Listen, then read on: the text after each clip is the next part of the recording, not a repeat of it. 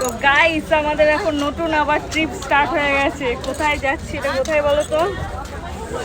কিরে কোথায় যাচ্ছি আমরা? দীঘা। এখন কটা বাজে? কটা বাজে? 11টা বাজে 5 মিনিট বাকি। আর এখন আমরা সবাই মিলে এখন দীঘা যাচ্ছি। এই যে মিস অঞ্জলি, মিস নিতু,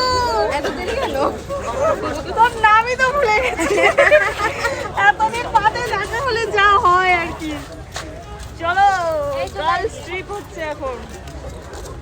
সরি এর মধ্যে মেন্স আছে। তো আমাদের বাস এখন ওই যে পেছনে 12টা 15 টাইম।